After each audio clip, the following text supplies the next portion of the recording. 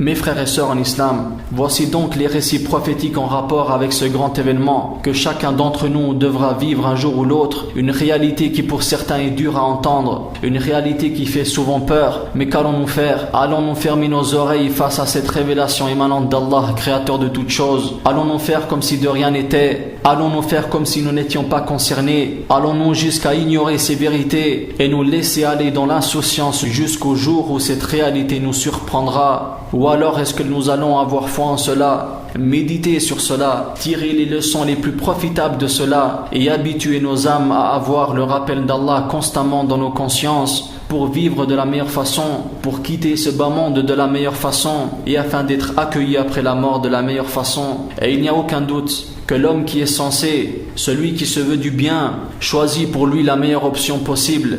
Profitons alors du fait que nous avons encore la possibilité d'œuvrer en bien, car dans le cas contraire, les regrets c'est tout ce qu'on héritera. Médite sur la parole d'Allah Ta'ala. وَتَرَى الظَّالِمِينَ لَمَّا رَأَوُا الْعَذَابَ يَقُولُونَ هَلْ إِلَى مَرَدٍ مِّن سَبِيلٍ. Et tu verras les injustes dire, en voyant le châtiment, y a-t-il un moyen de revenir sur terre? Un homme parmi nos salafs, parmi nos pieux prédécesseurs, voulut exhorter une personne. Alors il l'emmena au cimetière et lui dit: أرأيت يا هذا لو كنت مكان هؤلاء فماذا تتمنى?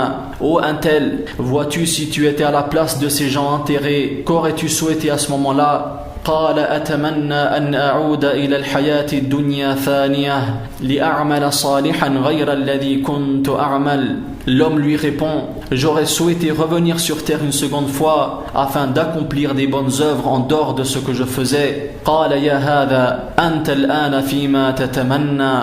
Et l'homme pieux lui dit: ô un tel, tu es en ce moment même dans ce que tu souhaitais, alors œuvre maintenant.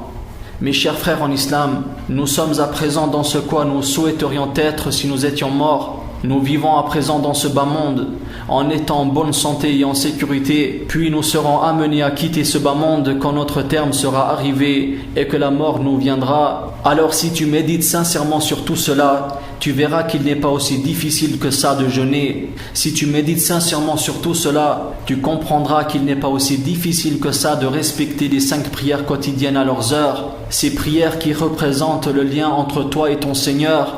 Celui qui les délaisse a certes commis le crime de couper le lien sacré avec son Seigneur.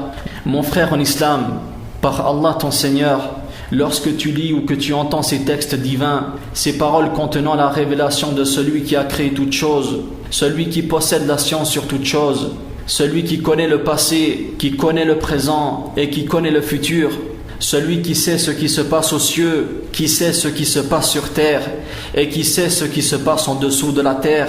Après tous ces textes authentiques, n'est-il pas venu le temps aux croyants de délaisser la paresse, de s'éloigner de l'insouciance et du fainéantisme, de se réveiller de ce sommeil qui prive l'homme de sa réussite, lorsque tu sais que bientôt tu devras délaisser toute ta richesse, que tu devras t'éloigner de ceux que tu aimes, que tu devras délaisser ce bas monde avec tout ce qu'il contient et que tu n'emporteras plus rien qui te soit profitable, si ce n'est cet acte d'adoration que tu as fait uniquement pour la face de ton Seigneur, cette prière que tu as faite en commun ou cette prosternation que tu as fait à un moment où personne ne te voyait, ce jeûne que tu as fait ce jour d'été, cette assise de science dans laquelle tu étais présent, désirant par cela uniquement la face de ton Seigneur. N'est-il donc pas venu le temps pour le croyant qui entend ces vérités de revenir repentant à son Seigneur Allah? Et sache mon frère en iman que seules les bonnes œuvres que tu as accomplies en vue de plaire à ton Créateur Allah te seront bénéfiques dans la tombe. Elles seront pour toi une consolation en ce jour de solitude, en ce jour où rien d'autre ne te sera plus profitable. Médite cette parole du messager de Dieu Muhammad sallallahu alayhi wa sallam: Yatba'ul mayyita thalatha.